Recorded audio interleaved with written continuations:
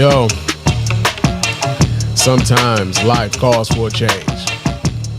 Not fake, just different. It'll show you a different way. And right now, I'm on to my different way. I can promise you this is the same Spann, but the reporting is over. I'd like to welcome you to the Mr. Spann official podcast. Let's go.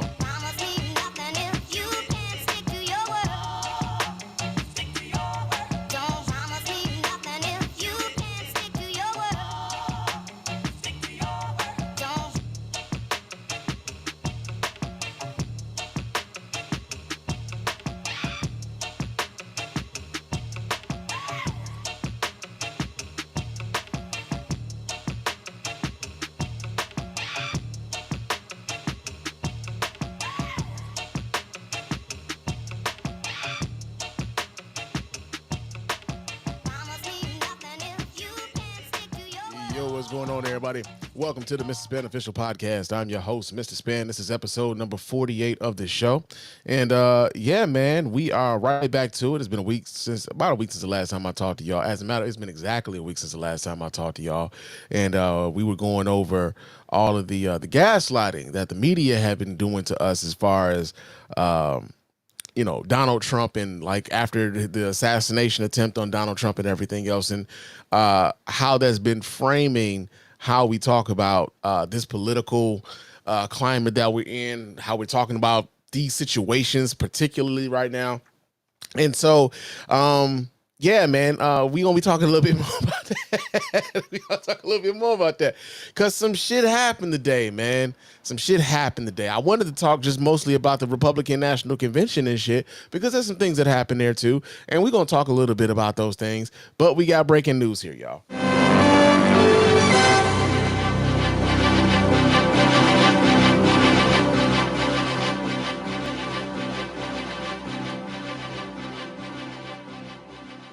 Yeah, man. So Donald Trump. This how y'all know I'm fucked up. Joe Biden. Joe Biden has decided that he's going to no longer continue his campaign for president of the United States, man. Yeah, man. It's crazy.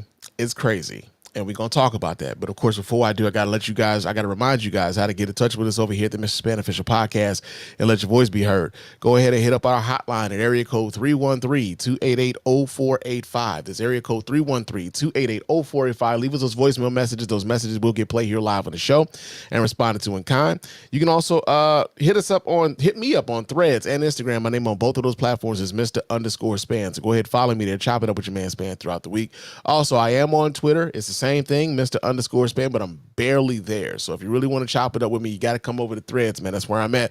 Mr._Spann. Also, go over to iTunes and or Spotify. Those and leave us a 5-star review. Those 5-star reviews are the ones that get right here live on the show. We really appreciate everybody who does that. Doesn't cost you a dime, just a couple minutes of your time to let everybody know why you're rocking with us over here at the Mr. Spann official podcast and the Spann Report podcast network in its entirety.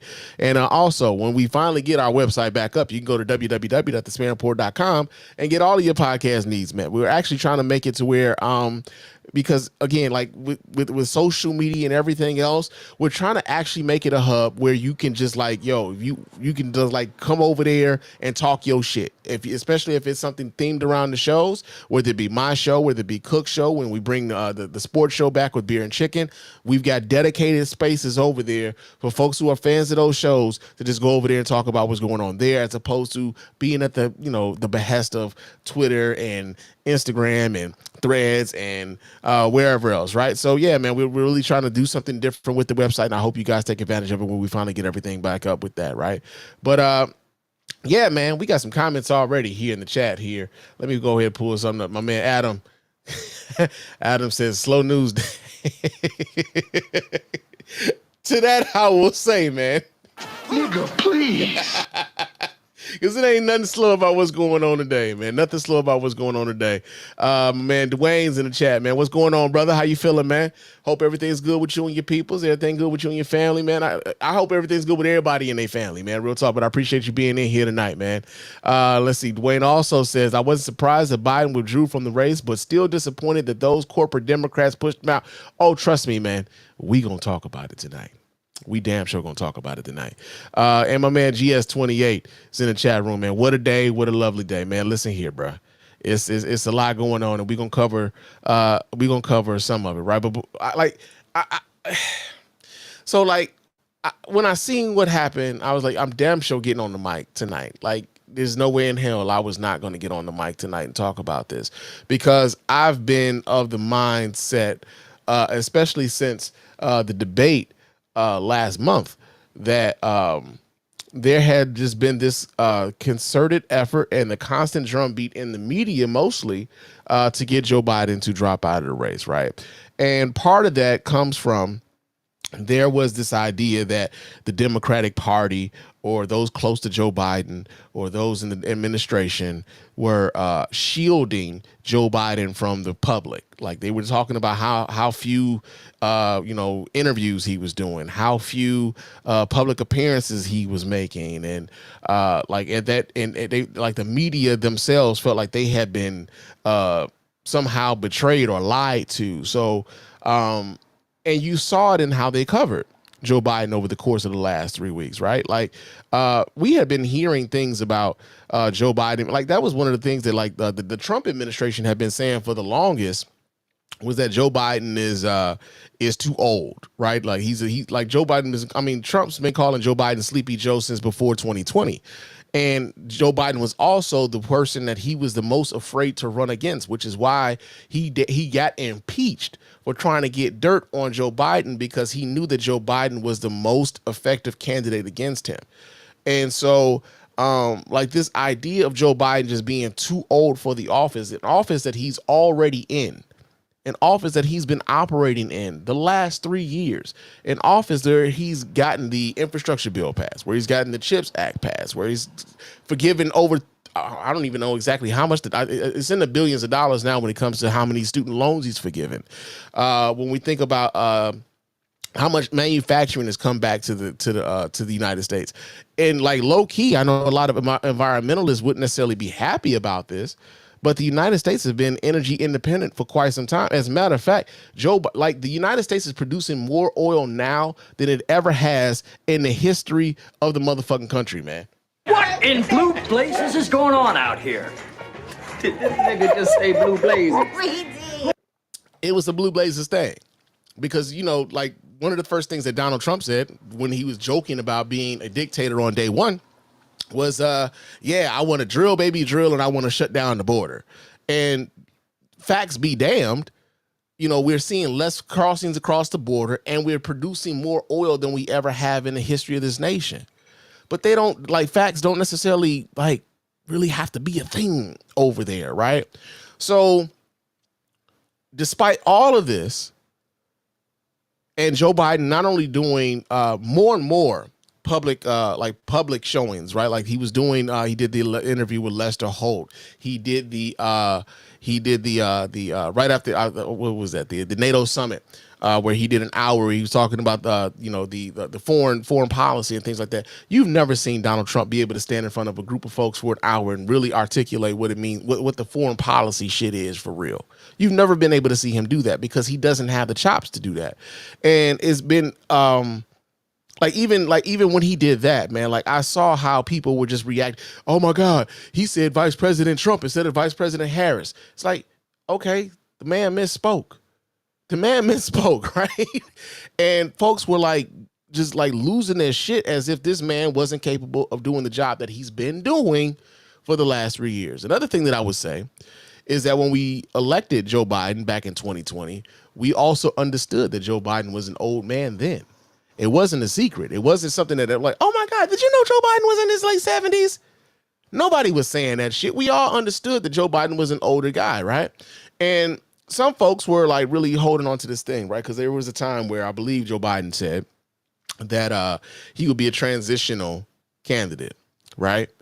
where he would, essentially run to stop Donald Trump, and then he would hand over the reins. And like, I remember when he said this. But what folks don't understand is that the calculus of a lot of things had changed. I think that Joe Biden, especially after January 6th, I think that Joe Biden and most of us thought that Donald Trump was dead politically. That after that, there was no coming back from that. Right? There's no way. Like, I mean, we already saw what he did during like how he handled COVID. We already saw how he handled protesters during the uprisings for George Floyd, and how he tried to use the military against peaceful protesters. We already saw him do that. And then we saw when he lost an election where he couldn't accept that he lost the election, and then he tried to use force to keep himself in power.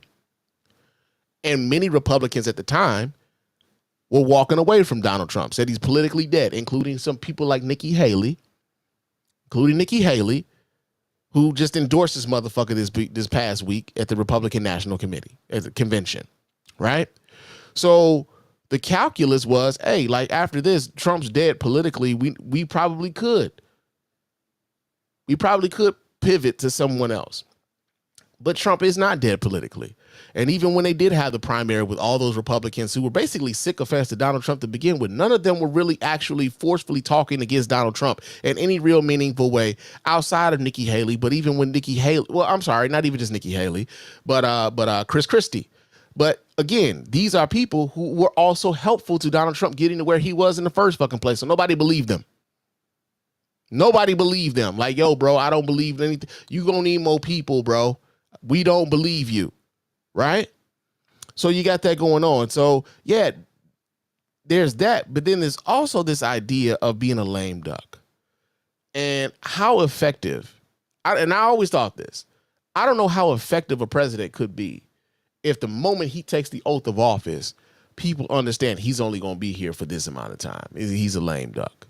So the Congress just waits him out. We don't have to really do anything with this guy because he's no longer going to be here. And there's a sense of that, some sort of non-compliance with the Congress now, especially with it being in Republican hands, where if there's anything that's going to be coming forward, like the Republicans aren't trying to really legislate.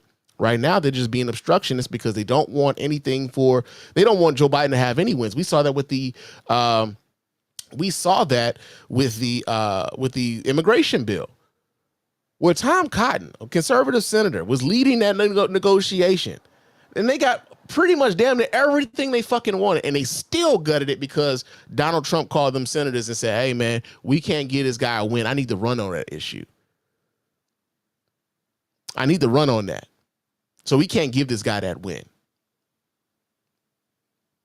So you have to understand like what the stakes are politically, and they're like, yo, he would have been coming into like this as a lame duck, right?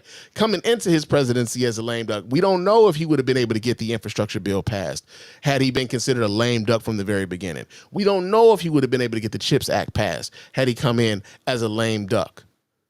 Because they would have just been like, well, fuck it then. We're going to wait him out. We're going to wait him out. And then we're going to present somebody else. Now, again, this is all predicated on the idea that Donald Trump is out of the picture. And Donald Trump has never been out of the picture in the Republican Party. So like with folks that are upset with Joe Biden for saying like, I'm the only one who can beat him. I've shown that I can beat him. I've beaten him. I think that I should be given an opportunity to beat him again. Not only that, look at my record. Not only that, look how the years of service that I put in. Like, yo, man, it's got to sting, bro, for the people with whom are supposed to be your fucking allies are out here saying, nah, man, you need to step aside, man. We need to do something different. And so, and in saying that, let's go back to this media thing, right? The media has been drumming up this idea that that Joe Biden needs to go. Look at that. I misspoke. I said Donald Trump and I meant Joe Biden. And I'm 44. So y'all gonna say I'm too old to be fucking president too, based upon how people been acting about the shit. Right? But No, so the media has been like every fucking word that Donald or that Joe Biden says. They've been like critiquing every little bitty thing he does, and then it becomes a drip, drip, drip, drip, drip, to where okay, so now you've got these unnamed. First, they were unnamed Congress people. Then they were Congress people of no consequence, right? They said, "Yo, we think the dam is going to break," and there's all these people, and they were naming these people. I'm like, who the fuck is that? Who are these niggas? Matter of fact. Yeah, who are these niggas? Where? There we go. Who are these niggas? We need to stay away from these niggas. We need to stay away from these niggas because I didn't know who the fuck these people were. Most of it. And there was one from Michigan. I'm like, who the fuck is she? Because I never even heard of her before. She must like be in like one of the Upper Peninsula districts, or one like Northern Michigan district, or one of the Western Michigan districts. The places where like when people think of Michigan, they're not really thinking about those places. No offense. That's just me keeping it buck, right? So you had that going on. Then, there was the constant. Well, we're waiting on Joe Biden to make a decision. Meanwhile, Joe Biden's like, I ain't going nowhere. I'm in the race. I'm in it to win it. What y'all want me to do? I don't know it. I ain't got the polling data to tell me I need to get out of here. Like, and he kept saying it, and they kept saying, well, who do you listen to when you're thinking about getting out of the race? Who are you listening to? You're like, motherfucker, I listen to me. Right? They kept asking this man, despite this man telling them he was in the damn race and he wanted to win and he wanted to continue on with the race. It became a thing where it was a self-fulfilling kind of prophecy sort of thing, where if the media keeps asking the question, saying, well, we're just waiting on Joe Biden to make a decision, despite the fact that Joe Biden had told y'all what the fuck his decision was 3 weeks ago. 3 weeks ago, Joe Biden told y'all what he wanted to do. But y'all kept at it. And then you had all these people who were saying shit behind the scenes, but wasn't really, like, again, these inconsequential motherfuckers behind the scenes, man, talking shit on background, sowing those seeds. Then you got people like George Clooney, the donor class, people with money. And they're talking about, yeah, well, I can't get excited about Joe Biden. If Joe Biden doesn't get out of this race, man, I'm going to have to stop giving money. Monies that are damn sure needed to, if you're going to run for president, the money's a damn sure needed. But it became one of those things where, like, now there's a fight, there's a divide within the party because you got the choice of the people, and the people chose Joe Biden. And then you got the choice of the donors who are saying, well, I don't know. And I'm going to withhold my money because I don't know. Now, yeah, we could all get out here with our $10, $15, maybe $100 donations or whatever else and keep giving. And we don't know, whether or not that would make up the difference for some of these whale donators and whatever else. Don't know that. But it feels bad. It feels like a slap in the face to a lot of grassroots people. It feels like a slap in the face to the people who vote, those 14 million people who decided that they wanted Joe Biden to be the nominee in the Democratic Party throughout the primaries that had already gone on. And then there was also the discussion of, okay, so Joe Biden steps aside, but none of them were naming who they wanted to step into their place, right? And so one of the things that never made sense to me was he's got Kamala Harris as his vice president, right? Now, typically, the way these things go, if the president is not unable to carry out his duties, the vice president steps in. Vice president is the number 2 in the party. So why then are y'all talking about Joe Biden needs to step aside, but y'all don't know who would step in and take his place? And now it becomes very apparent to a lot of people, especially someone like myself, who were like, even if y'all, like, I didn't even understand the idea, like, well, Joe Biden might not be able to carry out the term. All right, cool. So he's got a very competent Kamala Harris to step in. If something should ever happen to Joe Biden, should he become incapacitated, if he should, God forbid, die or something, we got a very capable and complimentary politician in Kamala Harris. And truthfully speaking, when we had the 2020 primaries going on, I wanted to vote for Kamala Harris then. I did. Like, Kamala Harris is my number 1 choice in that whole primary. I never got a chance to vote for her because she ended up out of the race before the Michigan primary even came about. She was already gone. But she was my number 1 choice in the 2020 election. So like I get to vote for her, and I'm excited about that. But I was already going to be voting for her already. She wasn't at the top of the ticket, but she was a part of the ticket. So she was a part of whatever was going on, which is why all this shit about Joe Biden being too old never fucking made sense to me. Right? So today I was on the phone with my wife, and I'm just like scrolling fucking YouTube, and like there it is, like Joe Biden drops out of the race, and I couldn't fucking believe it. And the reason why I couldn't believe it was because I knew and I understood, based upon like just the way I've been watching it, was that this was totally media driven. The constant leaks of, people having concerns, the constant, even with the, like when Joe Biden would tell them, no, I'm staying in, and they were like, well, we're just waiting on Joe Biden to make a decision. I was surprised by by this decision. And so it's like the weird thing is like now that he's endorsed Kamala Harris as his heir apparent, as he should, as it should always be. But like to see so many of like people, prominent Democrats, man, like people that you just be like, man, wait, I didn't think this was how you rolled. But people like Nancy Pelosi, people like Adam Schiff, like these are people who like been real strong opponents of Donald Trump. I think Adam Schiff at one point, he was an impeachment manager or part of the impeachment process. He was on the January 6th committee. And Nancy Pelosi is a Democratic icon, right? Now and I know that like when people look at Nancy Pelosi, they like, yo, she whips up votes. She's able to keep her caucus together and things like that. She's not the speaker anymore, but like she still holds a very large influence over the party.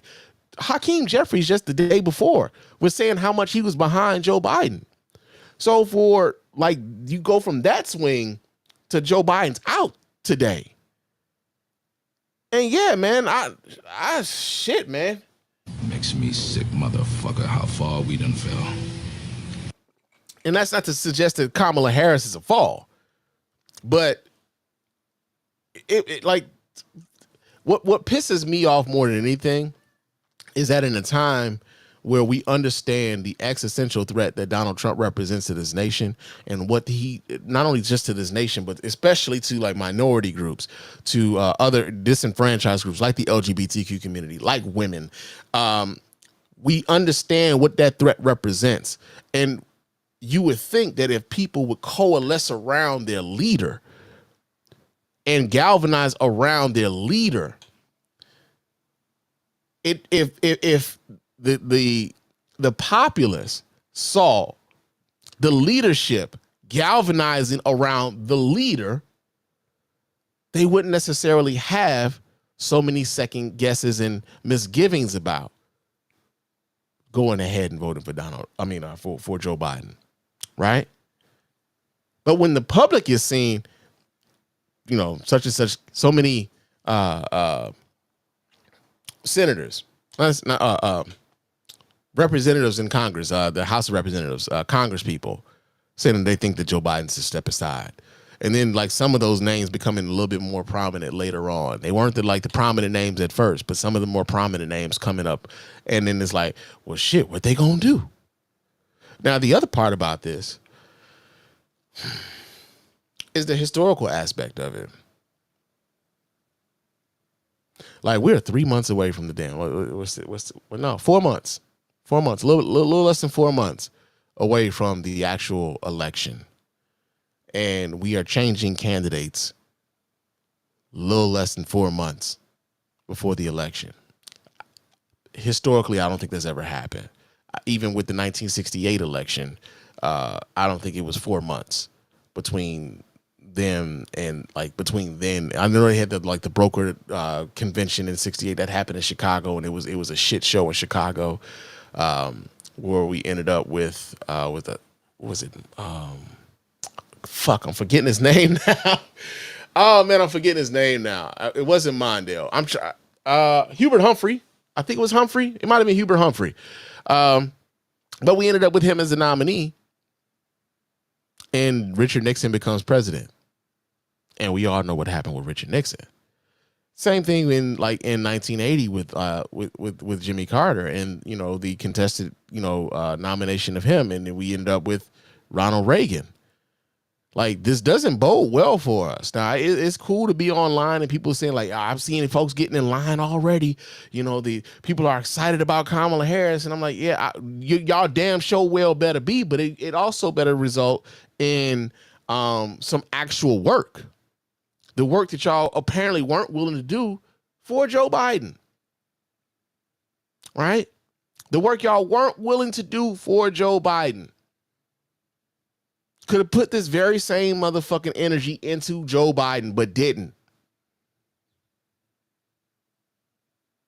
Now, folks talk about the polls and what polls were showing that people were having second guesses and not excited about. Hey, man, listen here, bro. I'm going to say this until I get blue in the fucking face. If those people were considering voting for Donald Trump or sitting at home and they understand what the stakes are, fuck them. Fuck them. That's because that is a very privileged position to be in, where you could look at these two choices and decide I don't have to choose between either of them. And if anything goes wrong between either of them, y'all can't blame me because I didn't vote for none of them. No, your non-vote was also a choice. And it was a choice for the fucking worst option. Far too many people think by not participating in the process that they don't have a role in what happens here. That's bullshit. I'm here to disabuse you of that notion. That's bullshit. Your choice to not vote is also a choice, often for the worst choice. And I say that because we understand that Republicans aren't a very popular party. I know they say they represent half of the nation. They represent half of the country. They do not. You've seen this in various different forms, man. Like, you've seen, as a matter of fact, if they were so popular, if they were so keen on being what the nation needed and wanted, then why do they continuously try to challenge your ability to vote? Why do they continuously try to make it harder for college students to vote? Now, here's what's funny. They say, let's go to the voter ID aspect of it, right? They have they talk as though everyone has access to ID and that you should have access to ID to vote. And it sounds innocuous, right? But then when you get to so what's the acceptable IDs? What are the acceptable ones? And then you start getting into the minutia of that. You can have a gun card and that'd be considered acceptable, because who do they think typically has a gun card or a concealed carry license or something like that? They tend to think that those are right-winning, Republican-leaning type of folk, right?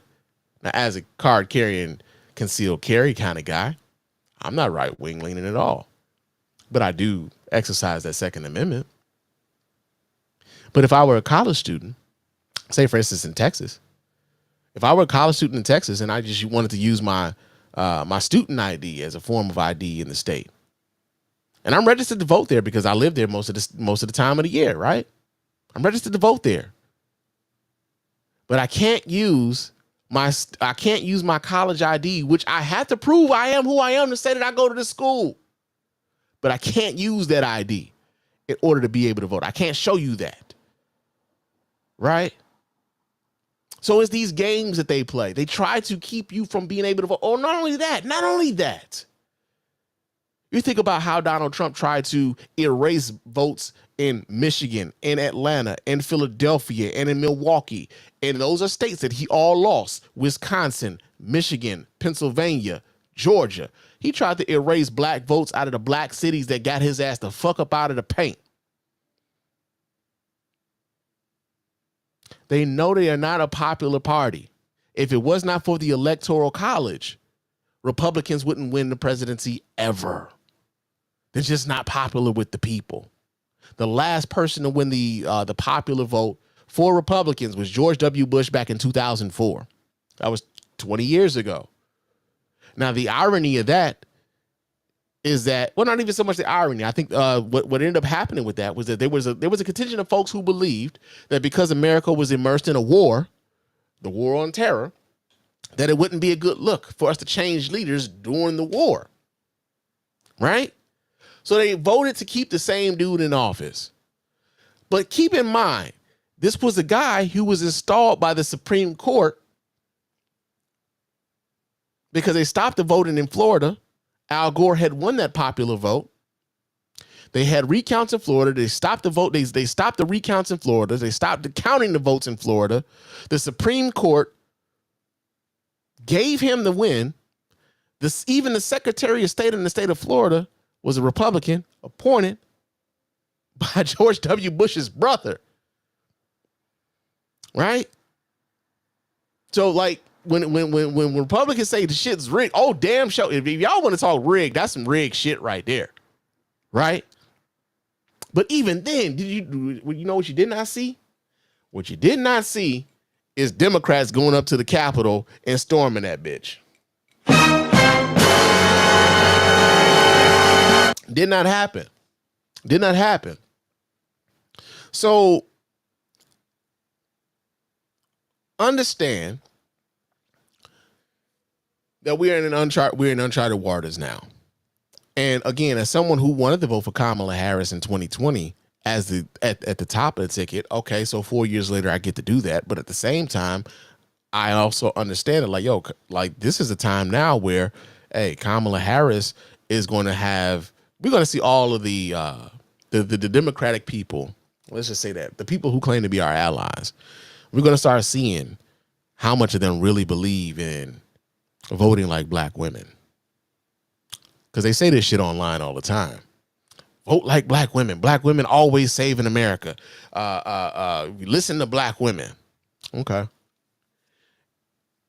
If y'all really believe that, if enough of y'all really believe that, we would not have seen the campaign to not only move Joe Biden aside, but also start hearing people say, hey, we might need to have an open, not like another little mini primary. When his number two is right there. We wouldn't have been hearing that. And that's what gives me pause about this. That's what makes me, outside of the fact that this shit has never been done before, is there's this thing in some Democratic, like in the Democratic Party, there are some folks who are thinking this is a coronation as if she wasn't his fucking vice president for the last 2 years. And as the number two, it should go to her because y'all are saying he's incapable. So it should go to his number two, as it would normally. If something was to happen to Joe Biden right now, she'd be in the office. So why would y'all ever consider calling it a coronation when it's just standard operating procedures, supposedly? That's what gives me pause about this. Right. We got a couple more comments here in the chat room here. Let me highlight my man, Dwayne. Dwayne says, I will also say that if Trump wins the presidency, I will not blame maggots. I will blame these Democrats for this. I mean, truthfully speaking, you can blame them both. You can blame them both. The reason why I say that is because, again, like the MAGA people don't give a fuck about you either. They simply don't give a fuck about you. The Democrats in this particular situation, these are the people who claim that they do. So yeah, there's a definite sense of betrayal coming from them to me. Right. I do feel a sense of betrayal coming from some of the Democratic leadership, because again, Like Joe Biden was just here in Detroit recently. I not the one that I went to. I went to the NAACP Freedom Fund dinner, but he was just here recently, and y'all saw. For anybody who saw that, y'all saw what them folks here in Detroit, the folks on the ground, the voters were saying to Joe Biden, "Don't you quit. We got your back." The people were behind Joe Biden. Now, like with the polls and shit like that, like I said, like a lot of times, like they'll extrapolate from 600 folks. They'll extrapolate the polls from like 1,000 people. And I'm not one to say that the polls are inaccurate. Oftentimes those polls are accurate. I'm not one to say that the polls are inaccurate. With Hillary Clinton, people kept saying, well, you know, the polls are saying this, but then this happened. But you also, then you look at like, so people voted the way that they said they were going to vote in those polls. She won the popular vote by over, 3 million or something like that. She won the poll, like she won the votes, but the electoral college is something entirely different from what the people want. The people are telling you they want one thing, and the electoral college system is telling you, no, something else has got to happen. Right? So, like, I'm not going to say that the polls are inaccurate. I will say, as someone who's been polled, that those pollsters do have a hard time connecting with people because folks ain't answering their phone for people that they don't know. I got a Google Pixel Fold right now. If somebody's calling my phone right now and I don't know who that number is, I will send that shit to my call screener and see what the fuck they saying. Hey, why are you calling me right now? State your business. And 9 times out of 10, motherfuckers hang up. And then when they hang up, I just block that number from ever calling me again. Because if you got business with me, you would talk to my call screener or you would leave me a voicemail. Oftentimes, they don't do that. So when you don't do that, you ain't got no business with me. Go ahead and block that number. Right? But it's been a while. It's been a wild day. It's been a wild 3 weeks. Because again, like I said, I feel as though these last 3 weeks have been manufactured, so to speak. Like again, I am not one to say and deny that Joe Biden had a terrible debate. Terrible. I was like, this ain't good. Right? I saw that. Anybody with eyes saw that.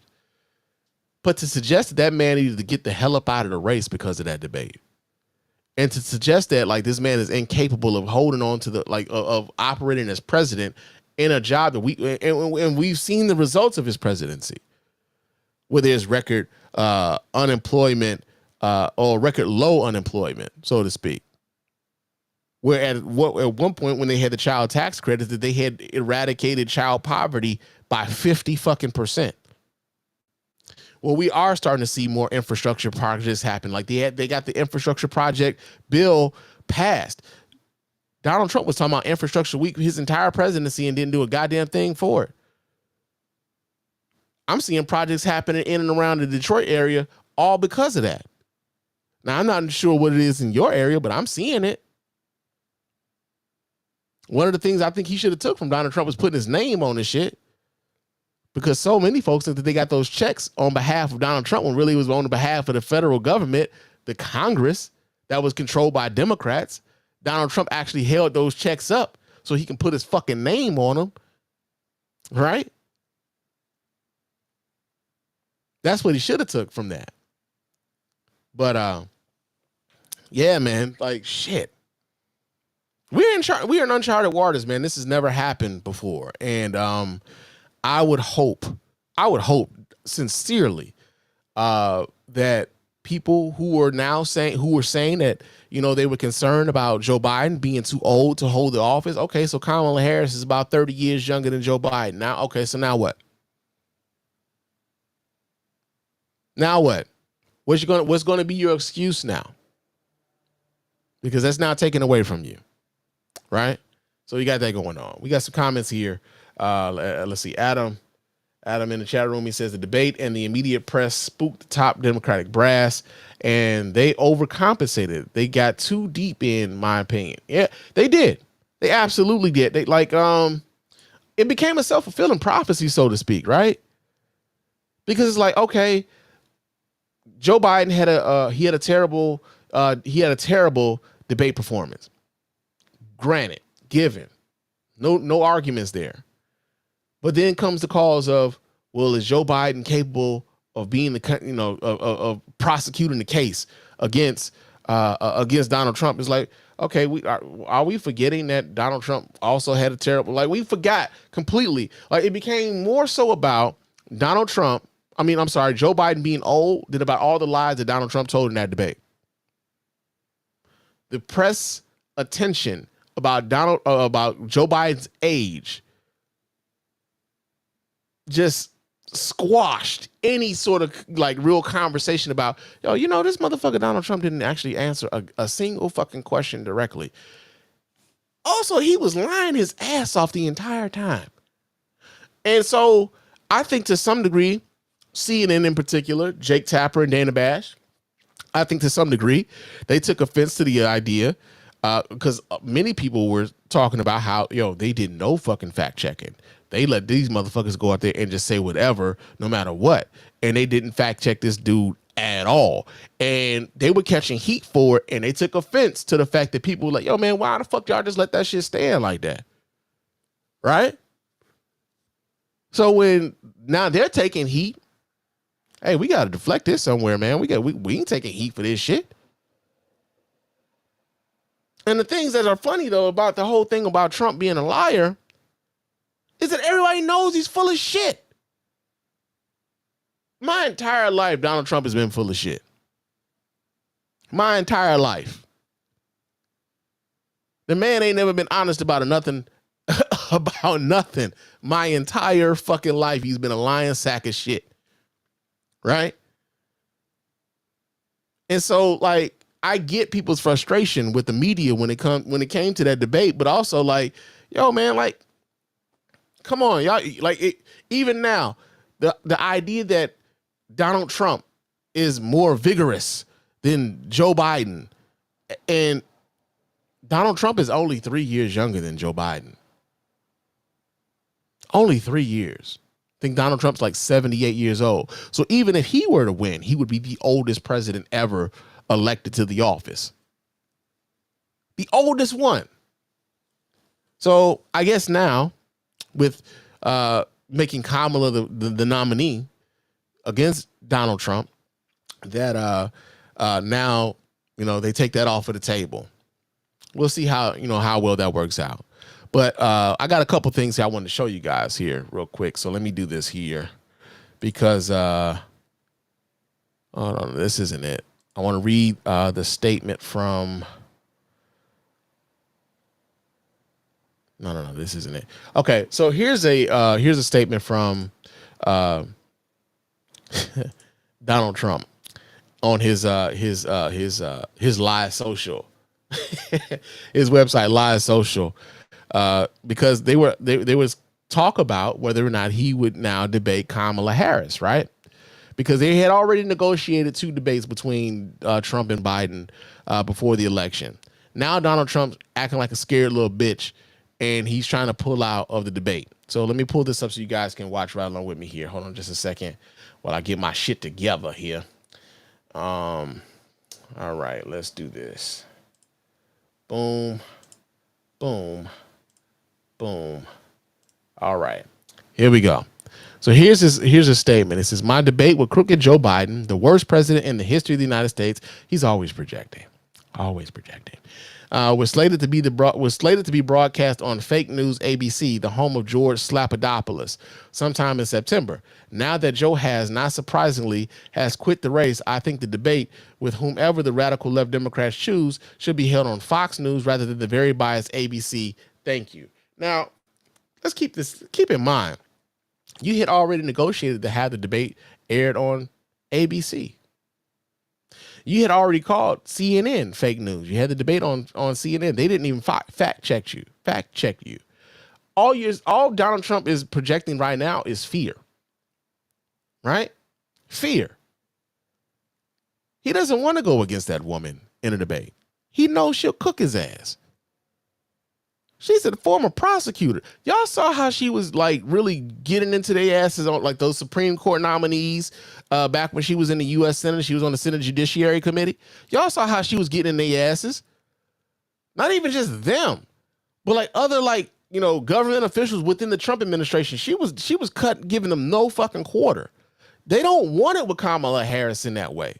Donald Trump can't talk to Kamala Harris in that way and not get cooked. That's not to say that because Hillary Clinton cooked him in those other debates. Again, that was an electoral college issue. But he's not a great debater. He can't even answer a fucking question straight. He just lies all the fucking time. But he's scared. He's running fucking scared, man. That's the truth of it. That's really the truth of it. Yeah, and pull that down there though. But yeah, so you got that going on. But he's also, I think, did he make another statement? Let me see if I pull this up. I think he made another statement. Yeah, he did. So let me go ahead and pull this up so you guys can see this as well. Let's do this here.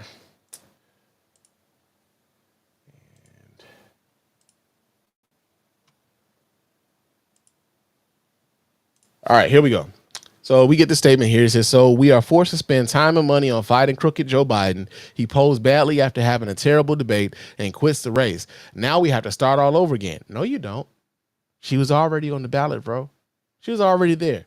Shouldn't the Republican Party be reimbursed for fraud in that everybody around Joe, including his doctors and the fake news media, knew he was not capable of running for or being president? Just asking. No, you're not getting reimbursed for shit, motherfucker. How about this? Here's what's funny. Donald Trump got shot at. He got shot at last week, and we haven't gotten any real.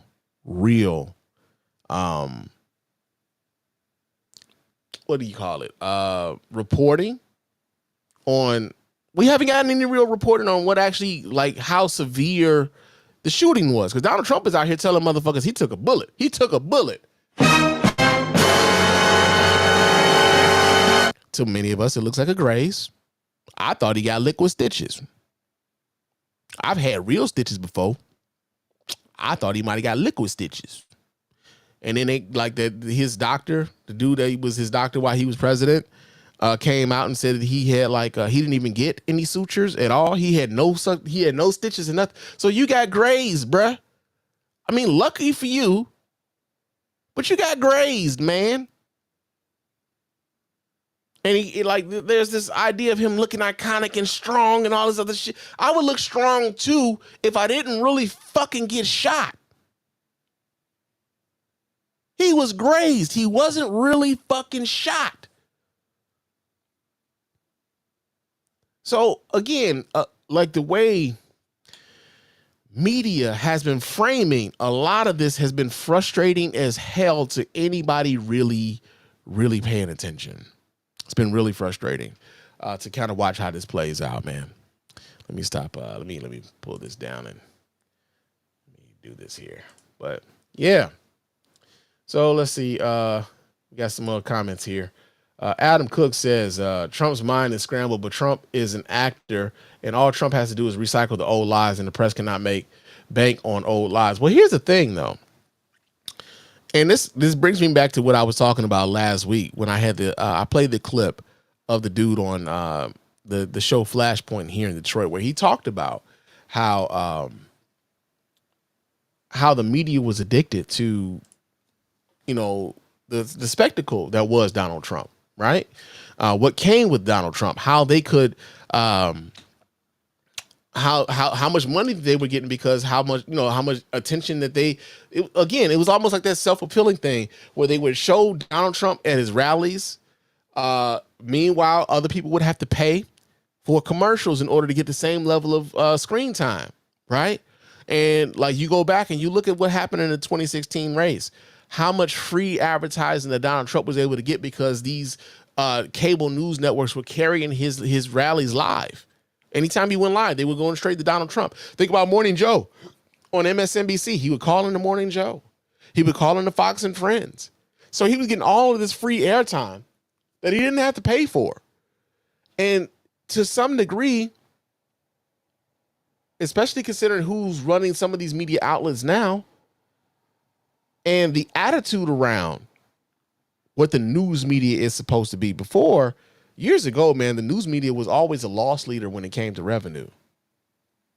And now so many of these news entities are in it for the money.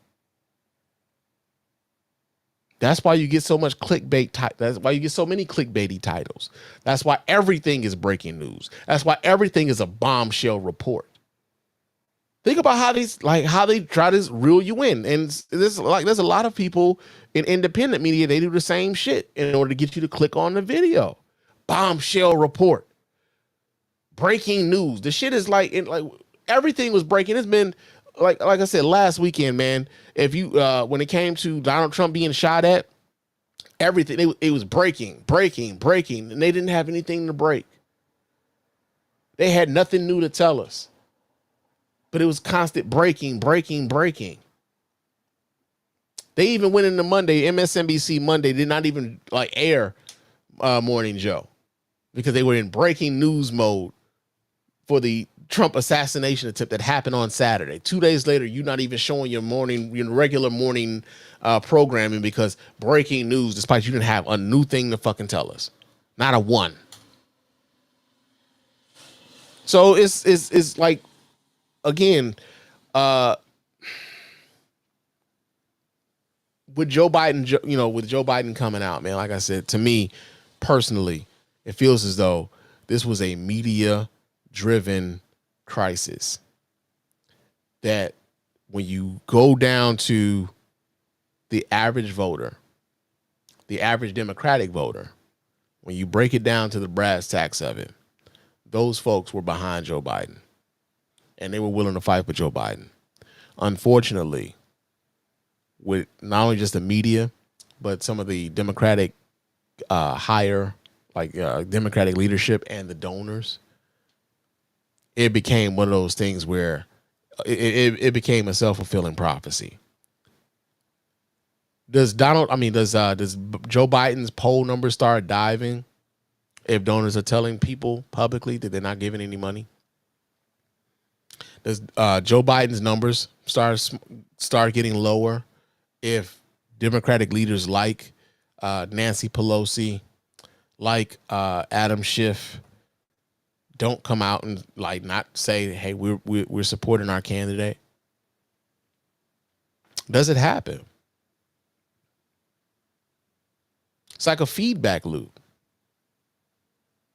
The more negative information you put out, the more negative shit you're going to get back. And then it just feeds upon itself. That's what we are looking at right now. A negative feedback loop. So let's see. Dwayne, then he says, NBC, ABC, CNN, MSNBC, and CBS are all owned by Trump donors. Possibly. I know NBC is owned by Comcast, ABC owned by Disney, CNN used to be owned by Ted Turner. I'm not sure. I think they are under Time Warner now. MSNBC, same thing with Comcast, and CBS. I'm not sure who's the ownership of CBS at the moment. I forget that ownership group, but I wouldn't doubt it. Let's see. He also says the Young Turks. Says the Young Turks are notorious for that in the oh, absolutely. Like y'all see how when was that Cenk Uygur was talking about he was running for president, and he's been one of those people talking about Joe Biden being too old and everything else. Meanwhile, he's running for president knowing damn well he couldn't win because he's ineligible because he's not a natural born American citizen, wasting everybody's fucking time. Right? Now I know there's some people who are some pretty decent folk who they broadcast out of the Young Turks, but personally, I just kind of don't really fuck with the Young Turks because of that. Because of that, man. I know they were real big Bernie Sanders supporters, and and that's not to say that there's anything wrong with being a Bernie Sanders supporters, but we also remember how those Bernie Sanders supporters, some of them were so butthurt that their candidate lost that some of them went over and they voted for Donald Trump. And they're partly responsible for some of the bullshit that that is happening right now. Because if they had stayed in the camp, we wouldn't have the Supreme Court that we have right now. We wouldn't have a Supreme Court that is saying the president is immune from anything he does in an official act. We wouldn't have a Supreme Court saying that women's right to their bodily autonomy is not their right anymore, and that it's up to the states in order to give them that right. We wouldn't have that sort of shit. We wouldn't have affirmative action in college admissions being taken away. We wouldn't have that.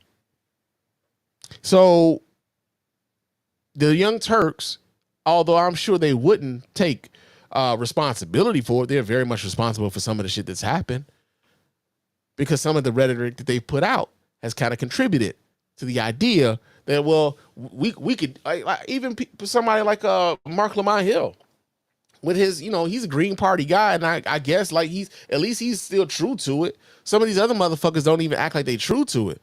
But like the idea that like, yo, we can suffer through Donald Trump and it'll be so bad that like people will get the message, like, is that what you got from that? Because people saw all the bullshit that happened with Donald Trump as president in 2016 to 2020, and you got some of them like, hey man, give me another helping of that shit. And some of that is media driven for them too. The type of media that they choose to consume. The constant drip of conspiracy theory. The fact that you can't go to a single source now and just look at that and like, yo, at least they're keeping this shit straight down the middle. There's very few people now. There's very few sources now. Like, you really gotta like, there are now services now where you can figure out like, hey man, am I reading this too far to the right, or am I reading this too far to the left? Am I reading this right down the middle? I think it was at Ground News, right? There's a whole service now to kind of let you know how far down the rabbit hole your ass might be going if you read this particular, if you're a purveyor of this particular content, if you frequent this website, if you watch this news article, this news story. And the other part about this is that we're starting to see just how unsavvy, unmedia literate so many around us are. That's the thing. Take, for example, AI. You got AI, you got deep fakes.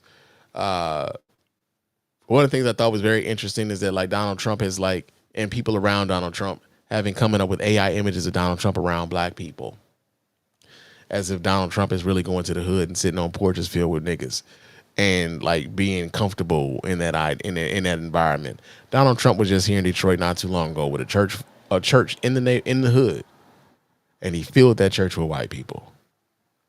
He's not comfortable around black people. But they want them to have the idea that. And the reason why I'm talking about the AI portion of it is that like I've seen videos of things, and people, oh my God, shout out to those quints that are 100 years old and they still alive. That's beautiful. And they don't see the fucked up fingers, and the eye that's out of the socket, and the arm that shouldn't be really able to bend that way. They haven't really put that together. There's so many people who are fooled by shit like that. So many, so many. So we got that to contend with. On top of the misinformation and disinformation that is being pumped, not only from, Republican operatives, but like from overseas as well. Like, y'all think this stuff that Russia was doing in 2016 stopped? No, absolutely not. The bots are still out there botting. Y'all think China isn't, to some degree, wanting to sow some chaos in the American electoral process? No, they probably got a little toehold in that too. So we have to be vigilant in not only just the media that we consume, whether it be like the mainstream media, ABC, CBS, CNN, NBC, Fox News, whatever, news channel or whatever, but also in our social media, who we choose to follow, what outlets on YouTube that we choose to listen to,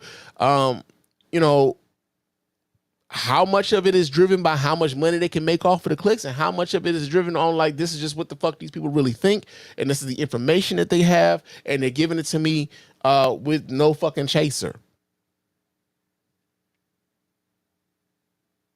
We got to be real vigilant about that. Straight up. We got a comment here. Rick Rude Studios. He says, are you concerned about the national media deeming Kamala the angry black woman sublimely? I mean, truthfully speaking, when it comes to Kamala, I think that she's already behind the 8 ball as far as being a black woman. So if she shows any level of like real conviction, you will have some people who will do that. I don't know if it's going to be, I don't know if it's going to be something that like the media drives, but I do think that there are some people who, like, for, just lack of there not being around black people enough, who are not necessarily aware of how we emote and how we carry ourselves sometimes, where that could be an issue, right? So like just based on her being black and being a woman, she's already a double minority. We already saw how they treated the white woman, right? In Hillary Clinton. They had been demonizing Hillary Clinton since like when her husband was president.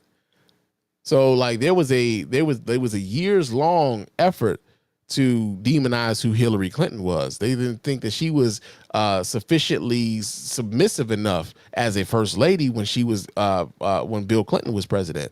So when she's out here being senator in the state of New York, when she's out here being Secretary of State in the Obama administration, and now she's out here trying to be president of the United States, who the fuck does this woman think she is?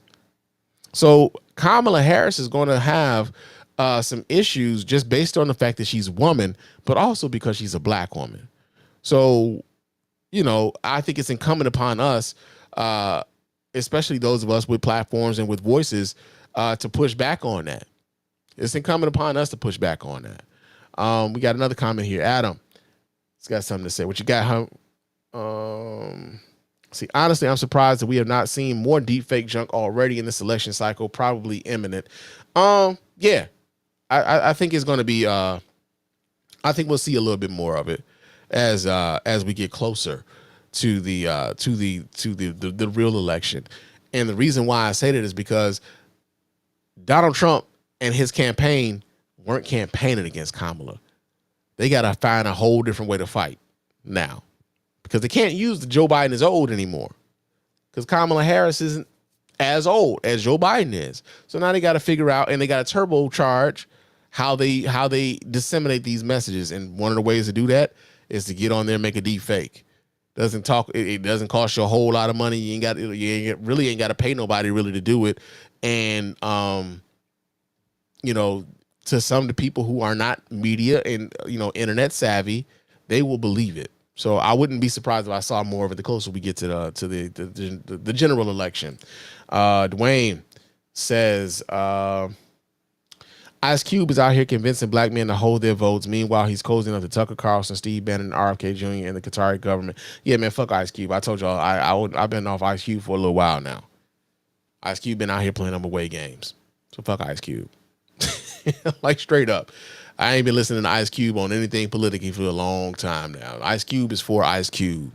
And for anybody who believes differently, the man is showing you how often he don't give a fuck about you and the people that you love. He's about him and what can make him more money. So yeah, fuck Ice Cube.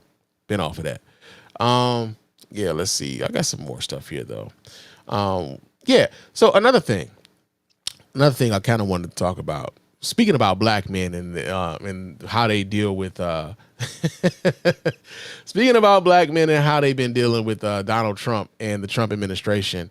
So y'all know the Republican National Convention was this past week, and Donald Trump had a couple black guys who were on his short list for his vice presidency, right?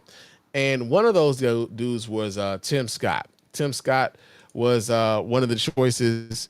And, you know, Tim Scott was out here really debasing himself, man. I really wonder if that white lady who he said was now his girlfriend and fiance, I wonder if she still has a job as his beard. Only because he was not chosen for vice president.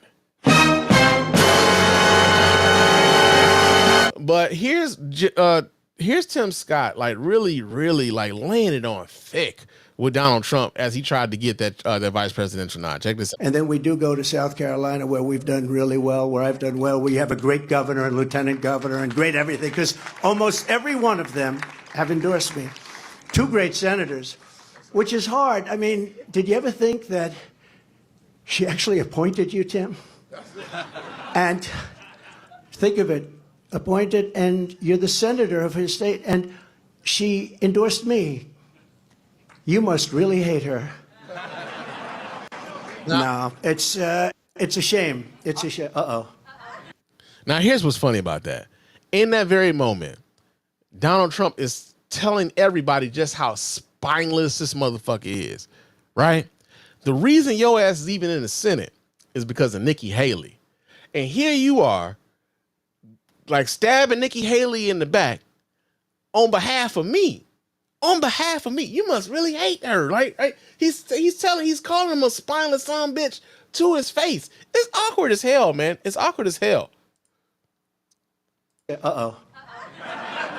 I just love you. No, that's why he's a great politician. That's why he's a great politician. Now he says, "I just love you," and that was it's a bit weird, right? That was a bit weird, but we did get audio from the Scott home when it was found out that he was not going to be the nominee, right? So they decided they were going to go in a different direction, and you know, it didn't. I'm just saying, it didn't really go down great at, you know, the home of Tim Scott when he found out he wasn't the nominee. And we got video of this. So let me pull this up so you guys can see, because yeah, man, it wasn't great. It wasn't great. So let me do this here. Let's do this here. Bam. But yeah, man, here we go. Because I still love you. See?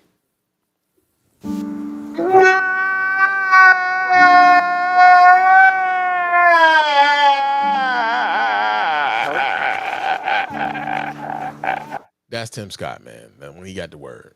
So, you know, prayers for Tim Scott and his family as they deal with this disappointing decision on their behalf, man. Got that going on. But there was another guy. There was another dude, Byron Donalds. Byron Donalds was out here, and he was talking kind of crazy when it came to trying to get that vice presidential nod, right? And so he was catching flack. Like, Byron Donalds was out here catching flack because he was saying some shit that most black people would be like, nigga, like, first of all, they'd be like, nigga, what? But he was out here just saying this shit, just saying shit crazily, man. And I don't know, like, what they be paying these niggas to say this sort of stuff, but he was out here saying it. And so we get this here. Let me pull this up. We get this here from MSNBC, because they had found him up in Philadelphia, I think it was, talking a little reckless. And this is what Byron Donalds was saying right before this is when he was on the short list. This is when he was on the short list, and he thought he had a shot at being the vice president of Donald Trump's cabinet or whatever. But check out what Byron Donalds was out here saying in public. During Jim Crow, the black family was together. That's right. During Jim Crow, more black people were not just conservative, because black people always have been conservative-minded, but more black people voted conservatively. And then H.E.W., Lyndon Johnson, and then you go down that road, and now we are where we are. Yeah, he said that. He said that. Don't make a whole lot of sense, but he damn sure said that. It's crazy, man. It's absolutely motherfucking ridiculous. But he said that. Now, we also found out, got a camera in front of his face. They got a camera in front of his face when he found out that he was not going to be chosen as vice presidential nominee for the Republican Party. And let me pull this up so you guys can check this out because, yeah, man, he was disappointed too. He was disappointed too. So check this out, y'all. Here we go. I don't know what went into that process. Uh-oh, we getting some buffering? See? I think Byron Donalds heard we was talking shit about him and he got my internet cut off or some shit. Let's refresh this one. Let's see what happens. Okay, I don't know what went into that process. He met the criteria. He said, I met the criteria, but I wasn't selected. As this shit buffers on me. That's Comcast, y'all ain't shit. Comcast, y'all ain't shit. See, I knew I shouldn't have mentioned them when we was talking about who the Trump donators were, man. Now they out here fucking with the broadcast. They fucking with the broadcast, but nah, man, that's what happened. Byron Donalds was not chosen for vice president because Donald Trump went with J.D. Vance because he liked the way J.D. Vance looked on TV. He liked the way he looked. That's crazy. Not crazy, but crazy still. Yeah, man. So we got that going on. Let me get out of that. But now, in all seriousness, though, as I start getting ready to wrap this shit up, I would hope that the people who say that they were not enthused about the prospect of voting for Joe Biden simply because he was 81 years old, I will hope that now that excuse has been taken away from you, that you don't then come up with another excuse to not vote for the Democratic ticket. I would hope that this nation recognize the mistake that they made in not voting for Hillary Clinton in 2016, and that in the 8 years since, we've learned that it's been past time for a woman to be president of the United States. I would hope that those of you who bought into some of the misinformation and disinformation about Kamala Harris back in 2016, but back in 2020, have had time to actually look into her record and not look at her as the quote unquote cop, as opposed to what she did, not only as a prosecutor, but as a senator, but as an attorney general in the state of California. I would hope you really dove into what her record really represents. And also, I would hope that we don't fall off in the level of enthusiasm we're going to need in order to pull this election out. Part of the reason why we were able to get Donald Trump out of office was because there was a record amount of turnout in 2020. 81 million people voted for Joe Biden, the most ever, more than Barack Obama even got. I would hope that we turn out in those numbers because we're going to need them. Republicans are out here thinking that Donald Trump is divinely protected and divinely anointed to be the president of the United States. They're out here as if that dude is the savior of this nation, a nation that he's already put under threat. So I would hope, like I said, going forward, that we would we recognize the threat that's in front of us, and that we also turn out in ways that recognizes the threat that's in front of us.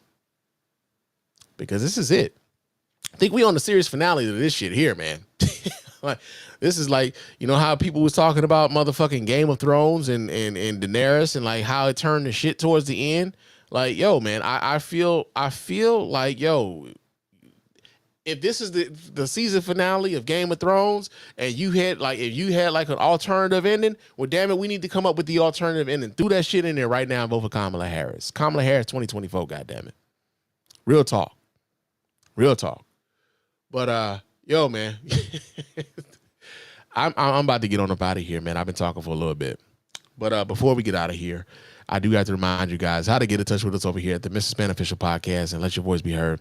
Go ahead and hit up that hotline at area code 313-288-0485. That's area code 313-288-0485. Leave those voicemail messages. Of course, those messages will be played here and responded to here live on the show. You can also hit me up on Threads and Instagram. My name on both of those platforms is Mr._Spann. So go ahead, follow me there. Chop it up with your man Spann throughout the week.